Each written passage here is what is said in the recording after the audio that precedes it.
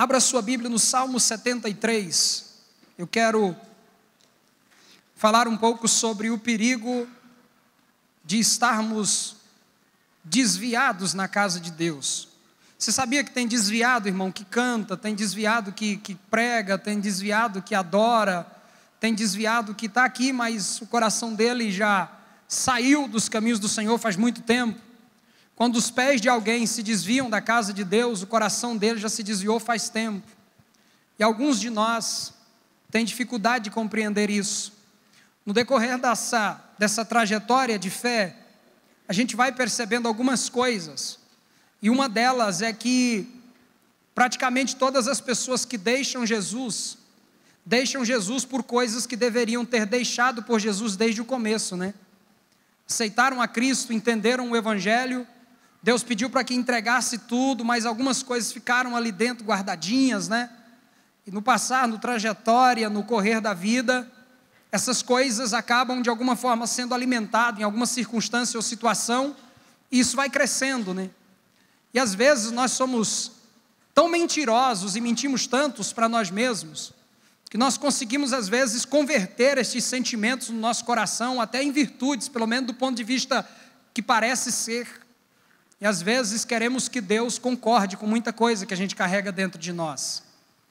E quando Deus não atende algumas demandas nossas, e não atende porque Ele simplesmente deixou leis e princípios que regimentam o seu governo, e que Ele não abre mão de nenhuma dessas leis, não abre mão de nenhum desses princípios, quando Ele decide não atender algumas demandas nossas, graças aos princípios que Ele estabeleceu, aí alguns de nós fica grande, né? Levanta a cabeça, levanta-se diante do Senhor com ira, com indignação, né? E olha para Deus com um olhar de que Deus tivesse, como se Deus tivesse cometido um erro. O Senhor está sendo injusto comigo, né? O Senhor não está me tratando do jeito certo, o Senhor não está correspondendo às minhas expectativas. Às vezes Ele não fala isso, mas faz tudo direitinho como se estivesse falando. E o pior é isso, é que as suas atitudes estão transmitindo essa mensagem de desconforto com relação à maneira como Deus está tratando ele. Gente, e Deus é tão Deus, né? Que Ele sabe exatamente quem nós somos e nos trata como quem nós somos e não como quem falamos que somos. Deus conhece a realidade do nosso coração. Ele nos trata com um diagnóstico preciso que Ele vê dentro de nós.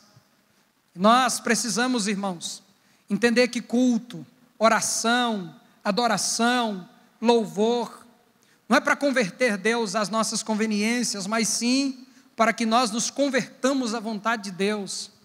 Cada palavra que a gente canta, cada texto que nós lemos, cada momento de oração, nós vamos nos alinhando, nós vamos nos moldando, nós vamos nos tornando aquilo que Deus sempre sonhou para nós. E se nós resistirmos a Deus, nós vamos nos quebrar. Como Jeremias 18, resiste e se quebra, resiste e se quebra, resiste e se quebra.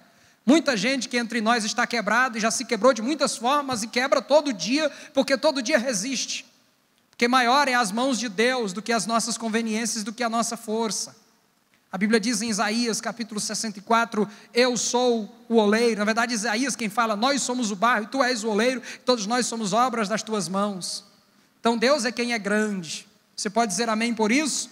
Amém.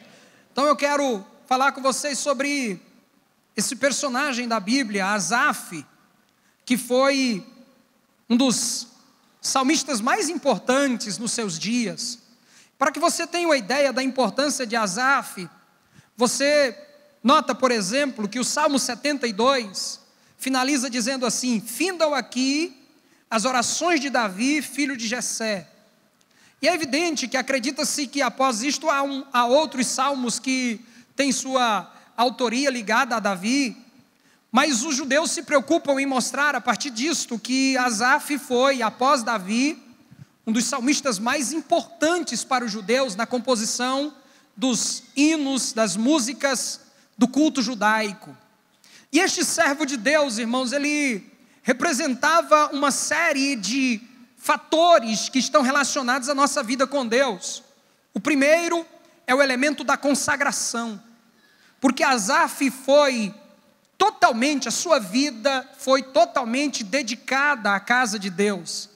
A sua vida foi entregue ao serviço da casa de Deus, à diaconia, ao servir a Deus com os seus dons, ao servir a Deus com o seu tempo, com a sua energia, com a sua força.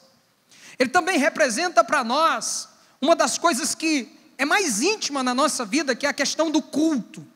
Porque culto não é apenas um momento de louvor na igreja, culto é cultura, né? Culto é cultivo, culto é estilo de vida.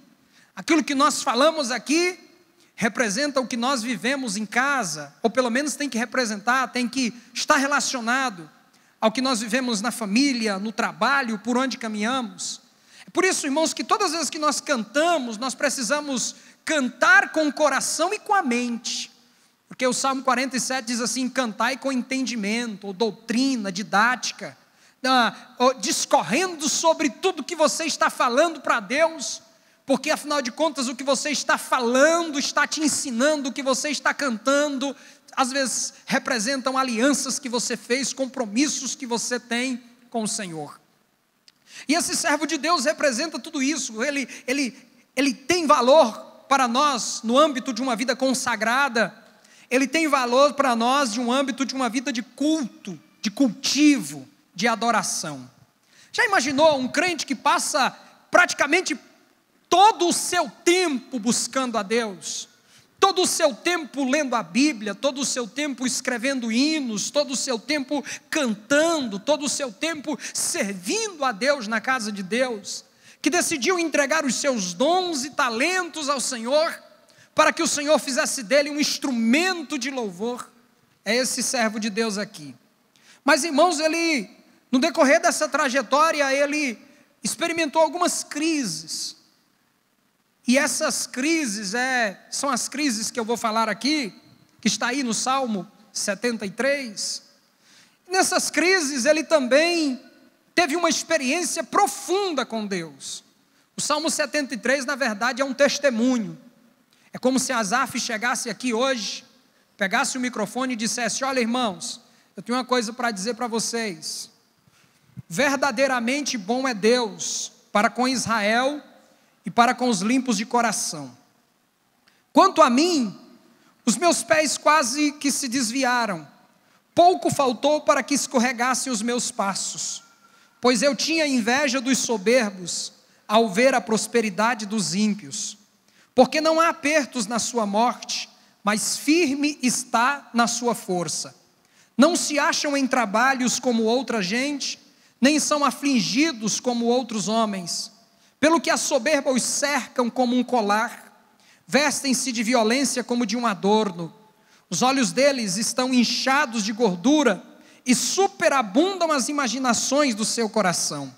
São corrompidos, tratam maliciosamente de opressão, falam arrogantemente, erguem a sua boca contra os céus e a sua língua percorre a terra. Pelo que o seu povo volta aqui e águas de copo cheio se lhes espremem. E dizem: como o sabe Deus? Ou há conhecimento no Altíssimo?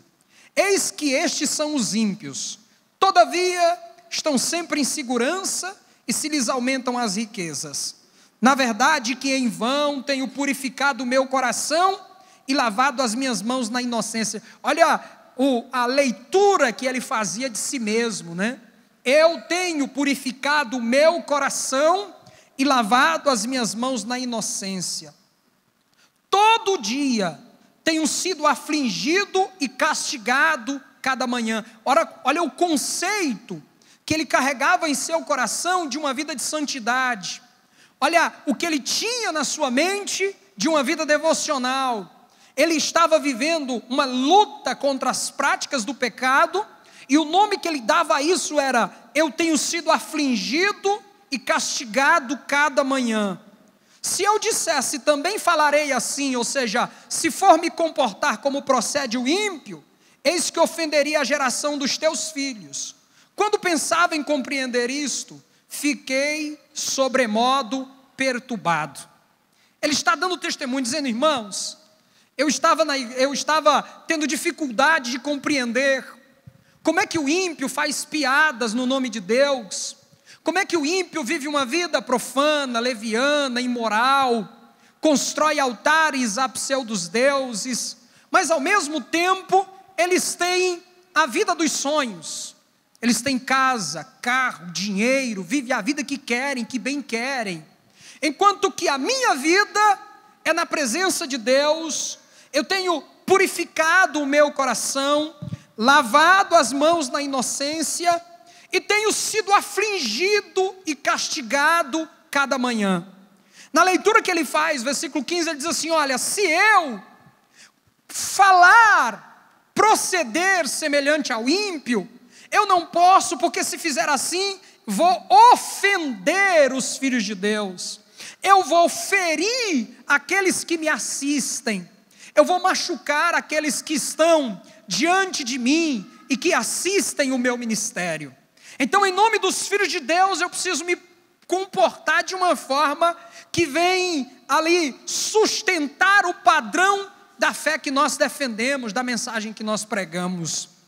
Ele disse, versículo 17, diz, olha, enquanto eu estava tentando compreender tudo isso, eu fiquei perturbado. Ele teve ali uma crise, porque ele olhava para o ímpio e dizia, o ímpio vive a impiedade e prospera. Eu sou um crente espiritual, né? Eu sou um crente abençoado e vivo aqui passando por aflições e por dificuldade. Irmão, esse negócio mexeu tanto com a cabeça dele, que ele diz assim, olha, versículo 1, versículo 2, os meus pés quase se desviaram. Ou seja, pouco faltou para que eu deixasse de me interessar pelo culto, pela adoração, pelo louvor a Deus, pelo serviço na casa de Deus. Pouco faltou para que eu deixasse de amar a Deus e de servir a Deus. Irmão, quando os pés do crente se desviam da igreja, o coração já desviou faz tempo. Porque você sabe que às vezes o irmão está aqui, mas o coração não está mais. Às vezes ele está aqui, mas a mente não está mais. Ele está aqui, mas a sua concentração já não está mais aqui. Então, quando ele diz, comecei a sentir o desejo, estava me faltando o prazer de ir para a casa de Deus. Por quê? Porque ele estava fazendo essas comparações. E ele diz assim, olha, no verso 17, até que entrei no santuário de Deus e entendi eu o fim deles. Até que entrei no santuário de Deus e entendi o fim deles. Há muitas ocasiões na vida em que entramos no santuário de Deus, mas há aquele momento em que você entra no santuário de Deus, mas abre também a porta do seu santuário e Deus abre o seu entendimento para compreender as coisas. Há dias e dias, há momentos em que você entra e sai aqui dentro e não acontece muita coisa, mas há aquele dia em que quando você entra, parece que o céu se abriu para você. Há aquele dia em que você entra e parece que as coisas funcionam, e isso não tem a ver com Deus, isso tem a ver com você. Tem a ver com o seu interesse em compreender, porque o nosso maior problema é que nós enchemos o nosso coração de argumentos e nós não queremos compreender os caminhos do Senhor. Nós não queremos ficar refletindo qual é a realidade que nós estamos vivendo. Ao contrário disso, nós queremos pregar para Deus. Irmão, não sei se você já pregou para Deus, mas eu já preguei. Eu já tentei pregar sermões para Deus. Eu já tentei mostrar para Deus, à luz da Bíblia, que eu estava certo. Não que ele estava errado, mas que eu estava certo. Quantas vezes a gente quer argumentar ali, mostrando, Senhor, a tua palavra diz, né? Só que a palavra dele diz outras coisas, e às vezes nós esquecemos das outras coisas, para nos lembrar daquilo que é conveniente, daquilo que tem a ver com o que queremos. Então, irmão, e quando ele faz essa leitura, no verso 18 ele diz assim, certamente tu os pusestes em lugares escorregadios, tu o lanças em destruição. Quando ele entrou no santuário de Deus, naquela ocasião em que a sua mente se abriu, ele pôde contemplar o caminho que a impiedade estava levando. Ele pôde ver o abismo de trevas que era o inferno. Ele pôde perceber o abismo de trevas que era a vida de impiedade. Jonathan Edwards fala desse versículo, falava naquele sermão Pecadores na Mão do Deus Irado. Ele dizia, olha, quem está sobre um lugar escorregadio não precisa de empurrão, basta o peso do próprio corpo para cair no abismo que está diante de si, porque essa é a vida do ímpio, essa é a vida de quem não tem Deus.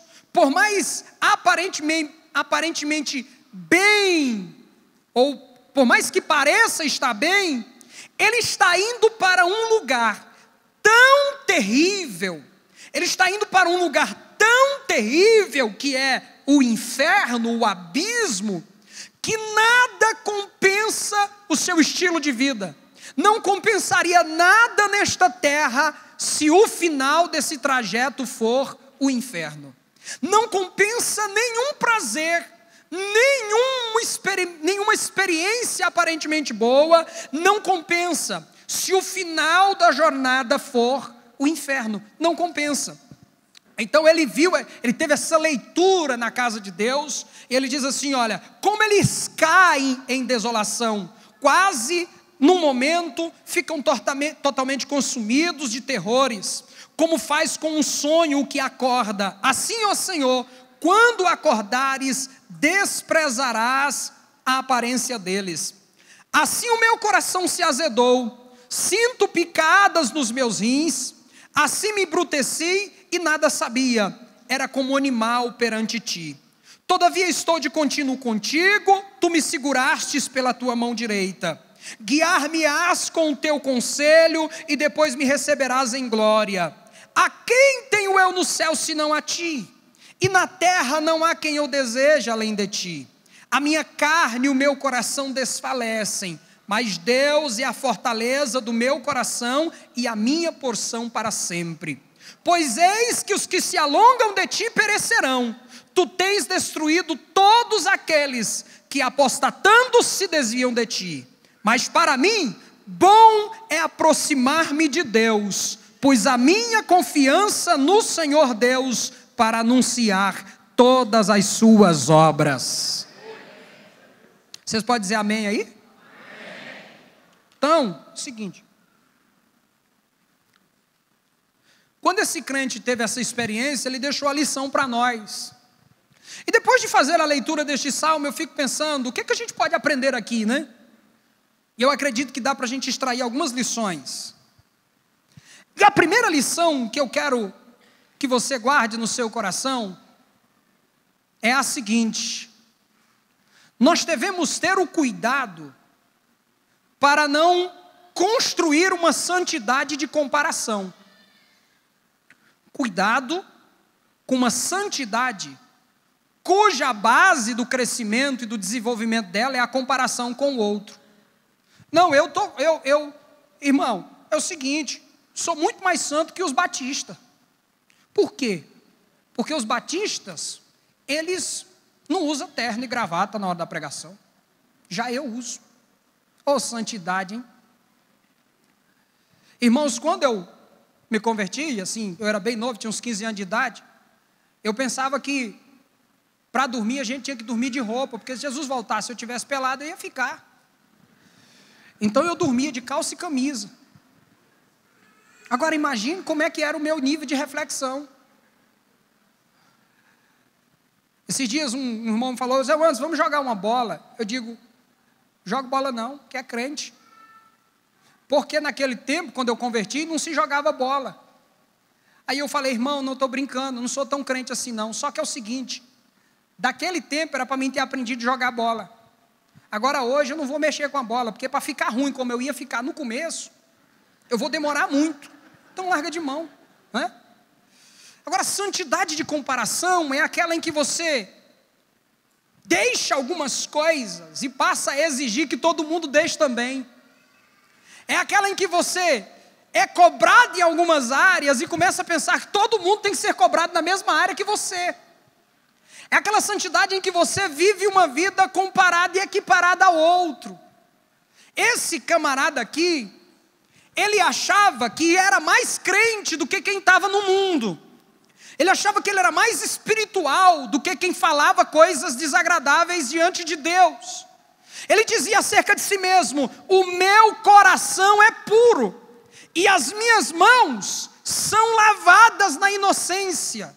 Não existe nada pior do que você estar doente e essa doença estar disfarçada de espiritualidade.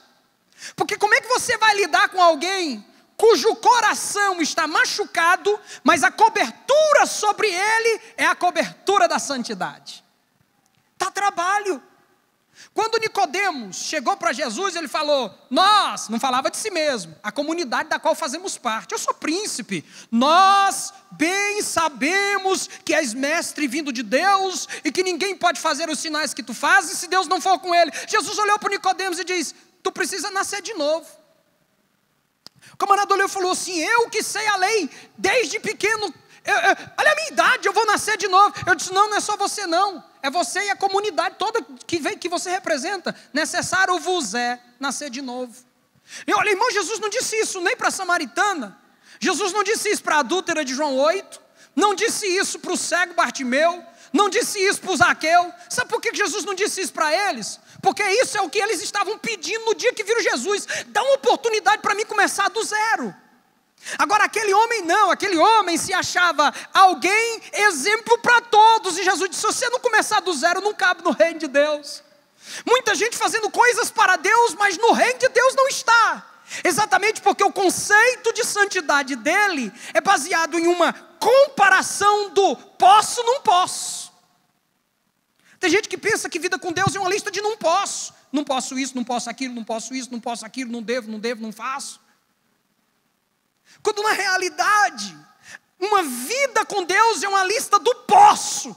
Posso todas as coisas daquele que me fortalece. Posso vencer o pecado através de uma vida no Espírito. Posso viver sem usar drogas. Posso viver sem viver imoralidade. Posso viver com Deus sem me corromper. Posso viver com Deus sem me entregar ao vício, porque Jesus me dá força pelo poder do Espírito Santo. Dessa santidade de comparação, um prejuízo terrível. E Asaf vai nos ensinar aqui que não adianta nós construirmos este nível de santidade. Qual é o caminho para a santidade bíblica? Eu vou lhe dizer: é o amor. O amor é a base da santidade. A Bíblia diz: segui o amor, que é o vínculo da perfeição. Começa no amor. Porque João, por exemplo, escreveu isso. Ele disse: olha, se amardes o mundo, isto é uma prova de que o amor do Pai não está em você. Quando você ama o Pai, o amor do Pai é ministrado dentro de você, a primeira coisa que nasce é santidade. Porque você passa a amar o que Deus ama e aborrecer o que Deus aborrece. Você passa a sentir prazer no que alegra a Deus e sentir nojo, sentir a repulsa por aquilo que abomina os olhos do Senhor. Os teus olhos passam a olhar com o olhar de Deus. Parece que foi C.S. Lewis que falava sobre isso. Ele disse: o bom do sol é que eu olho com ele. É ele que ilumina e faz com que você olhe com a mesma clareza do sol. Deus é assim, ele faz com que você aprenda a olhar da maneira como ele olha. E nós precisamos aprender a olhar dentro da perspectiva de Deus. Vocês podem dizer amém? Amém. Lembra que eu sou assembleano. De vez em quando dá um amém, senão vocês me estressam.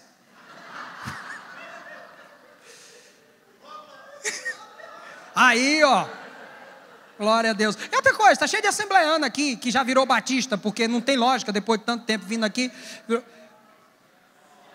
Vocês são uns apóstatas.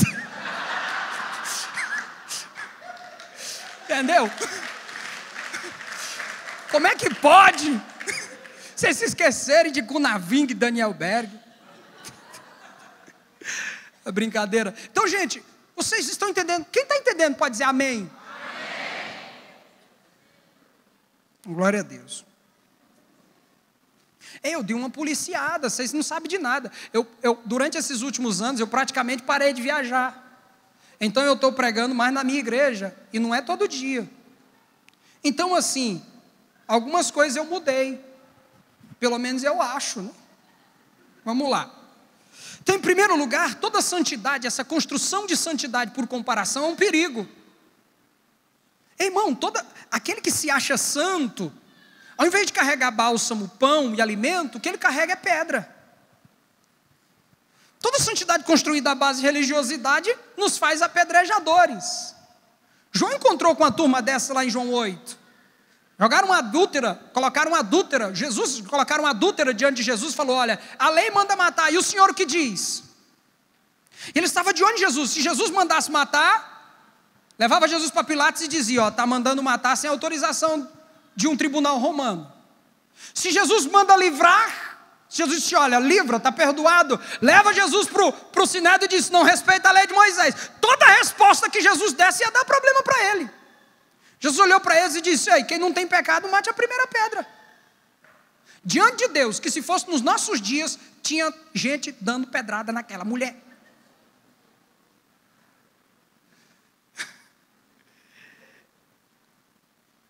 Irmão, você sabe que a palavra ali, Barclay, ele traduziu aquela palavra, o pecado, como Jesus descreveu.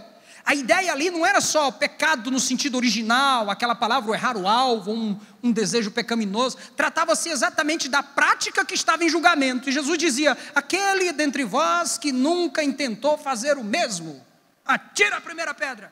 Sabe por quê? Barclay explicou, ele disse: olha, nós somos tão cínicos que nós temos o costume, a habilidade, a facilidade de julgar as pessoas que fazem as coisas que nós queremos fazer e não fazemos.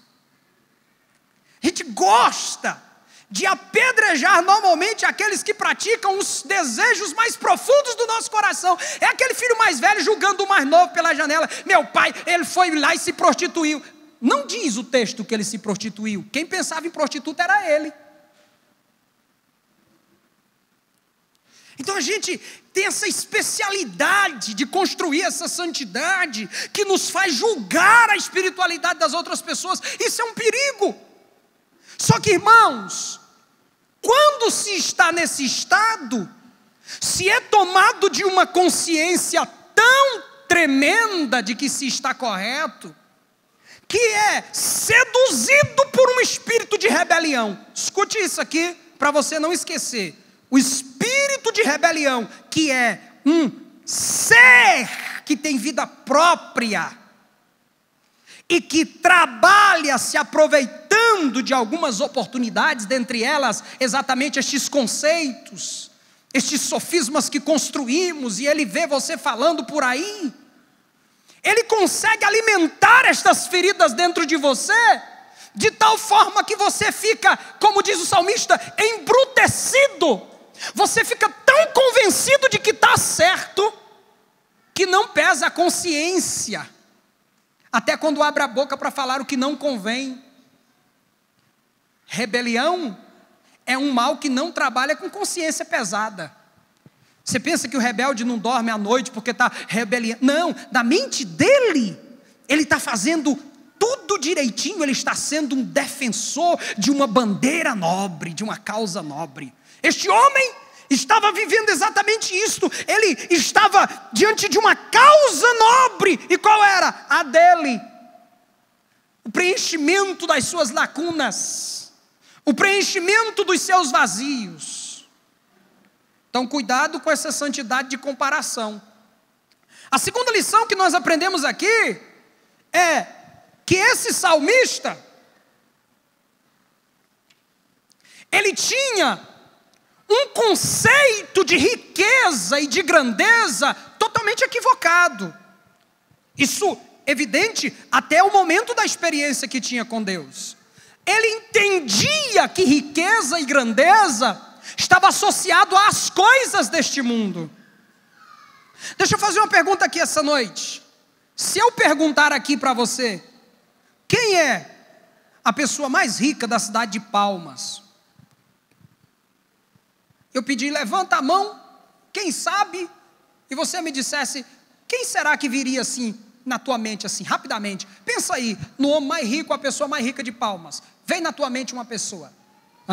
Eu tenho certeza, escute, eu tenho certeza que nem todo mundo pensou o mesmo nome. E por que não? Não é só porque você tem um ciclo menor de amizades, mas é porque também esta leitura que nós fazemos está condicionada ao conceito de riqueza que nós carregamos. Como é que você entende a riqueza? Quem é a pessoa mais rica desta cidade? E como é que você entende que ela é a mais rica? Quais são os instrumentos que nós utilizamos para medir a riqueza de alguém? Esse salmista, por não compreender isso, desconsiderou o que foi aconselhado por Davi, no Salmo 37, ou melhor, no Salmo 37, um salmo correlacionado a esse é o 73, depois você lê o 37, Davi disse assim, não te indignes por causa dos malfeitores, nem tenha inveja dos que praticam iniquidade, porque cedo serão ceifados como a erva e murcharão como a verdura. Confia no Senhor e faz o bem, habitarás na terra e verdadeiramente serás alimentado. Deleita-te também no Senhor e Ele concederá o desejo do teu coração. Entrega o teu caminho ao Senhor, confia nele e Ele tudo fará. Ele fará sobressair a tua justiça como a luz e o teu juízo como o meio-dia. Descansa no Senhor, espera nele e não te indignes por causa daquele que prospera em seu caminho, por causa do homem que executa astutos intentos. Deixa a ira, abandona o furor, não te indignes para fazer o mal, porque os malfeitores serão desarraigados, mas aqueles que esperam no Senhor herdarão a terra, pois ainda um pouco e o ímpio não existirá. Olharás para o seu lugar e não aparecerá. Às vezes a pessoa que tu admira e pensa que é rico, está devendo até a mãe. Às vezes a pessoa que tu admira e pensa que é rico, tudo que ele tem é aparência. Sem falar que às vezes o que você olha para o outro e tem vontade de ter, às vezes o que ele vive, a vida que ele vive, o vazio que ele carrega, se você soubesse a profundidade dele, não estaria pensando nessas bobagens. Como é que se mede riqueza do ponto de vista da Bíblia? Eu vou dizer para você, Jesus ensinou isso. Mateus capítulo 6, a partir do versículo 24, ele disse, olha, cuidado com um problema espiritual, um Deus, um pseudo-Deus, Mamon, as riquezas deste mundo. Para quem pensa que dinheiro não é assunto espiritual. Não, dinheiro não tem nada a ver com espiritualidade. A Bíblia mostra que dinheiro é um assunto espiritual. Primeiro porque Jesus chama as riquezas de Mamon, um pseudo-deus que concorre com ele. Paulo diz que a avareza é idolatria, de forma que nosso culto está relacionado ao que nós possuímos e nós temos que ter cuidado com isso. Então Jesus disse, olha, os seus olhos são as janelas para todo o seu corpo, eles quem trazem luz ao seu corpo. Se os seus olhos forem trevas, todo o seu corpo será treva. Está dizendo, se a sua maneira de ver a vida, a leitura que você faz da vida for equivocada, você vai viver do mal entendido. Agora tem coisa pior do que uma vida, e principalmente ela na igreja, baseada no mal entendido. Tem coisa pior do que uma mentalidade mal formatada, com valores mundanizados, e aqui na casa de Deus, achando que Deus é conveniente com isso, que Deus compartilha com isso. Então Jesus disse, olha, não ajunteis tesouros na terra, porque na terra a traça e a ferrugem consomem, os ladrões minam e roubam. Antes ajuntais tesouros no céu, porque no céu nem a traça e nem a ferrugem consomem, nem os ladrões minam e nem roubam, e onde estiver o vosso tesouro estará o vosso coração. Tem duas coisas que Jesus ensina lá, irmão. Primeiro, aquilo que você ajunta no céu, ninguém pode tomar de você. E segundo, quanto mais você ajunta no céu, mais o seu coração estará ligado ao céu e vontade de ir para lá você tem. Você percebeu que muitas vezes a gente canta hino sobre a volta de Jesus, e o irmão diz, ele vem um dia, vai vir um dia.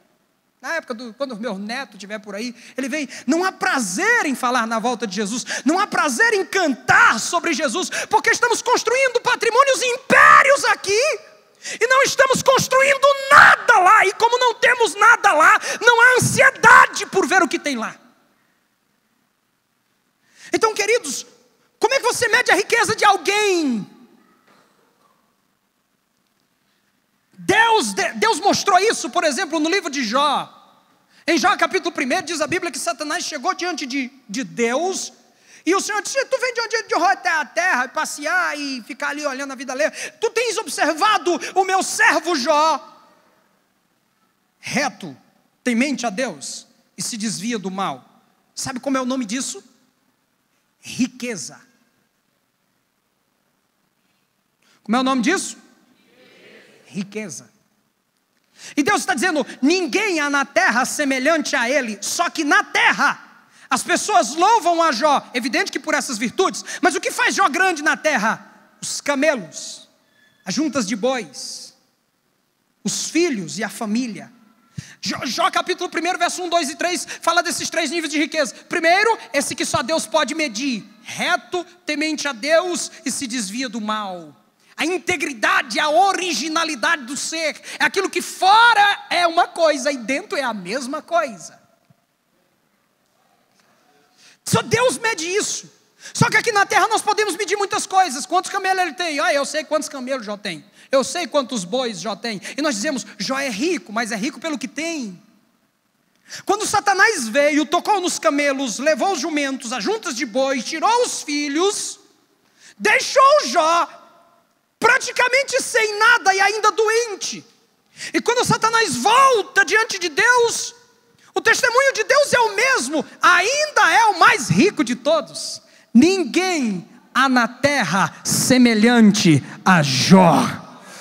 Aí disse: mas não tem camelo, não tem jumento, não tem junta de boi, não tem mais filho, e ainda está doente, não tem mais nada. E Deus disse: mas o patrimônio de cima ninguém roubou, ainda é reto, temente a Deus e se desvia do mal. Deixa eu perguntar para você,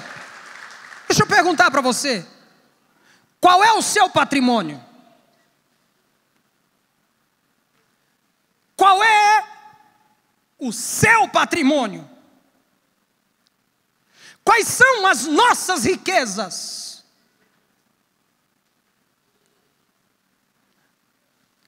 A vida passa e nós voamos. As casas que eram mais bonitas em Gurupi, quando eu era criança, e eu passava num setor, lá tinha um bairro, lá que é chamado de setor das mansões. Tinha 2, 3 casas bonitas, aquelas, eu passava, eu ficava olhando, parecia coisa de filme. São casarões velhos. Algumas, o cara não consegue nem alugar. Os templos mais lindos estão precisando de modernizar, de mudar, porque tudo mudou. As mulheres mais lindas das décadas passadas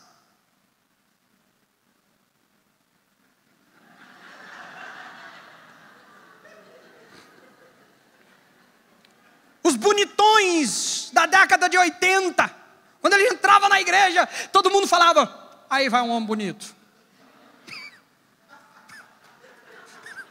Os irmãos diziam: ali tem. Aí ele passava: paz o Senhor, hoje.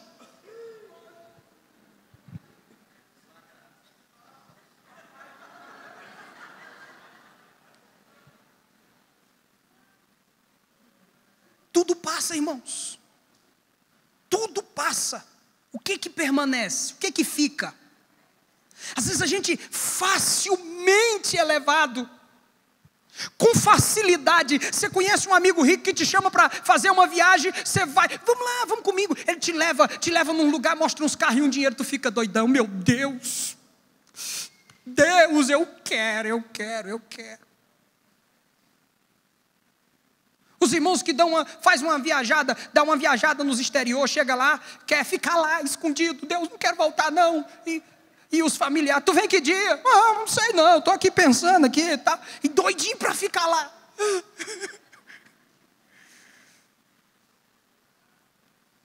A gente pensa que essas coisas são as únicas coisas que existem. Deixa eu te falar, irmãos, existe uma cidade que nunca ninguém viu aqui com olhos humanos. Que essa cidade é tão maravilhosa que a Bíblia diz que há um rio que passa no meio dela e as correntes trazem alegria. A Bíblia diz que Deus está no meio dela, estabelecendo o sustentáculo da cidade. Nunca será abalada, porque Deus ajudará ao romper da manhã. As ruas são de ouro naquele lugar. Um verdadeiro tesouro escondido para quem ama o céu e para quem vive para Deus. Isso é que é riqueza. Você não tem ideia.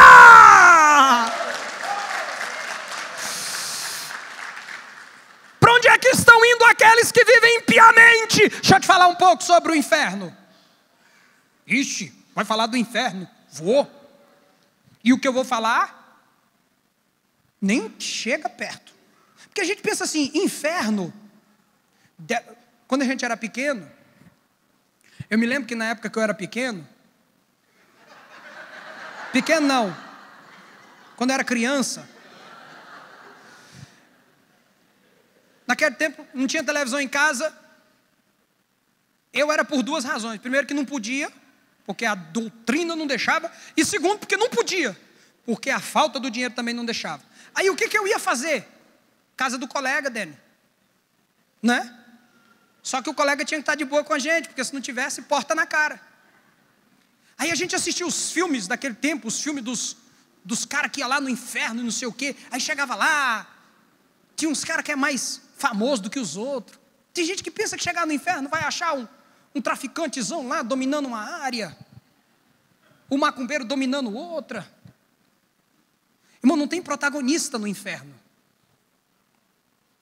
Nós temos vários esquemas escatológicos, um diz uma coisa, outro diz outra coisa. O que eu sei que é real, tudo é real do ponto de vista bíblico, mas o que eu sei que não se pode questionar é que o inferno é um lugar tão ruim que nem Satanás vai ser protagonista lá. A pior coisa de alguém que vai para o inferno não é a má companhia. Porque alguém pensa, rapaz, eu nunca matei ninguém. Só que a salvação não vem por deixar de matar. Eu nunca fiz mal a ninguém, eu nunca me prostituí. Só que a salvação não vem por isso. A salvação é por uma única porta chamada Jesus, que é tão estreita que você só entra se seu eu ficar do lado de fora. Então você tenta passar abaixado, não dá. Pensa passar de lado, não dá. Aí você, como é que faz para entrar no céu? Jesus disse, olha, negue-se a si mesmo. Aí vai para o inferno. E quando chega lá, o que é pior? As trevas? Talvez sim. Mas o que eu acho que deve ser pior ali é que o inferno é uma caixa vazia, um vácuo na eternidade, onde você existe sem interagir com o Criador. Porque se o céu é céu, porque Deus está em todo lar, e você interage com o Criador em todos os ambientes, o inferno é inferno, porque Deus não está em nada lá, mesmo que seja onipresente, não há interação com o Criador. E você pode comparar, para você entender isso, olhe para a vida de quem tem Deus em sua casa e quem não tem.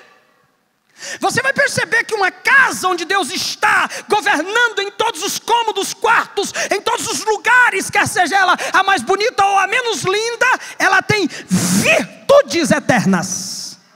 Enquanto que o ambiente onde Deus não está, por mais bonito que seja, é um vazio, um vácuo, é a realidade, ou pelo menos um flash do que é o inferno. A pergunta que nós devemos fazer é, vale a pena ter tudo? E eu não estou dizendo que a riqueza leva para o inferno, mas o Asaf não estava fazendo a leitura correta das coisas. Vale a pena viver a impiedade e ir para o inferno, só em nome do que se quer?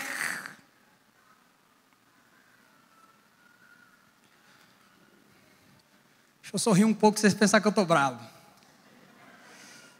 Vale a pena ou não vale? Lógico que não. Lógico que não.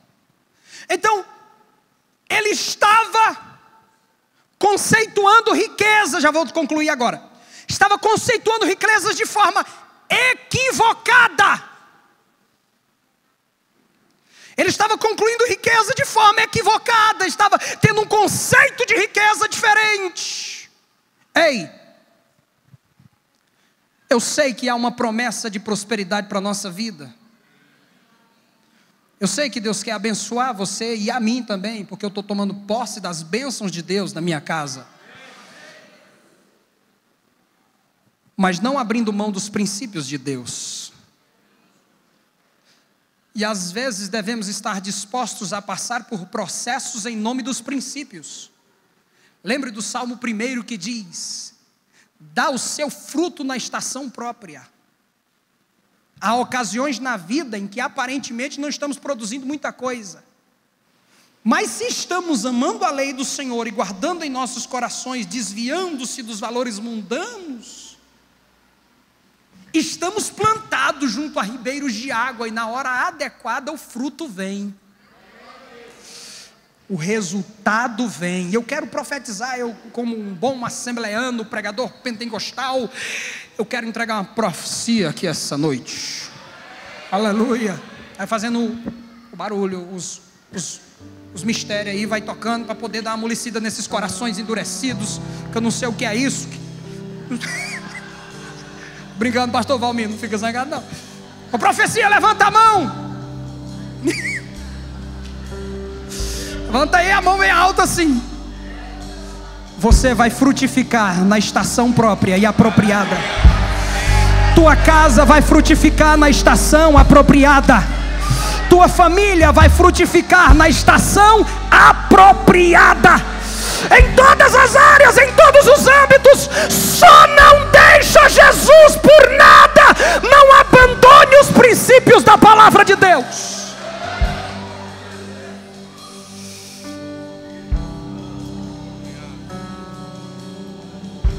Em último lugar, qual é a lição que nós aprendemos aqui?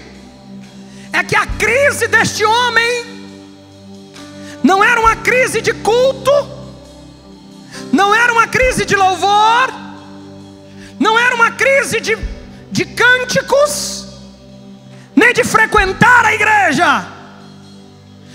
Embora a resposta tenha vindo do frequentar e do louvar, a crise dele era uma crise de entendimento. E ele diz assim: até que entrei no santuário de Deus. Sabe qual é o remédio para quem está querendo desviar da igreja? Igreja.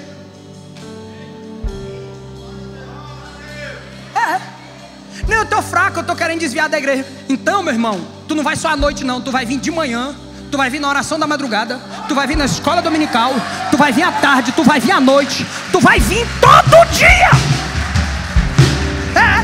Esse é o remédio. O quê? Igreja nele, escola dominical, grupo de como é que é o nome? PG nele. Tô cansado. Cansado não, daqui a pouco nós estamos aí, nós vamos cantar um hino até meia-noite, pregar a palavra e vai ter adoração. É assim que está querendo desviar, meu irmão. Aqui ninguém desvia não. Aqui Deus nos achou e não nos larga por nada. Aleluia. Até quando? Até quando tu entender, até quando compreenderes, até quando amadurecer e aprender a caminhar com as próprias pernas, até quando teu entendimento se abrir. Para quê? Para ser grato, porque a chave está na gratidão. Grato pelo privilégio de estar aqui, grato pela pessoa que Deus colocou do teu lado, grato por privilégio de adorar o nome do Senhor, grato pelo privilégio de ser consagrado na casa de Deus, grato pelo Deus que você serve. Louvado seja o nome do Senhor Jesus. Até fechar a Bíblia aqui para não ficar empolgando demais.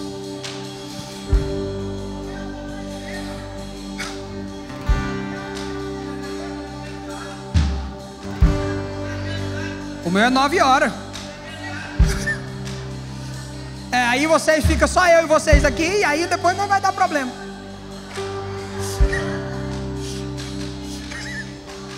Aí ó, esses crentes aí assembleano, duvido que não é.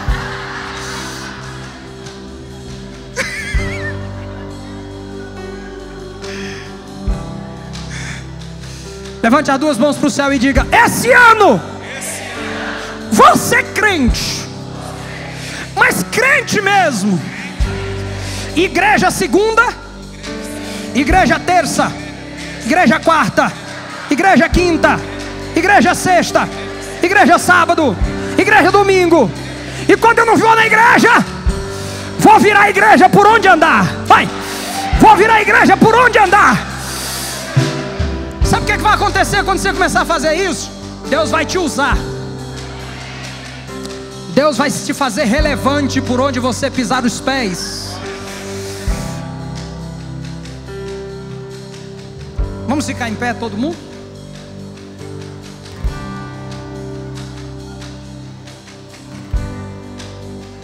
Você sabe qual é o meu medo? Só vamos colocar baixinho aqui que eu vou falar agora uns negócios aqui assustador. Para nós terminar. Olha o que ele diz aqui rapidão, ó. Só para você entender aqui o mistério. O mistério vem agora. Meu coração se azedou, sinto picadas nos meus rins, assim me embruteci e nada sabia. Era como um animal perante ti. Deus não precisou apontar para ele, ele mesmo viu. Irmãos, alguns de nós aprendem do jeito mais difícil fazer o diagnóstico correto de quem somos de verdade. Alguns de nós têm dificuldade de fazer a leitura correta de quem somos. E às vezes para aprender tem que ser do jeito mais difícil. A Bíblia diz em 1 Coríntios capítulo 5 verso 10 que vai chegar um dia que nós vamos comparecer diante de Deus. E a palavra comparecer ali é paneros, significa nos revelaremos. É mais ou menos isso aqui, ó.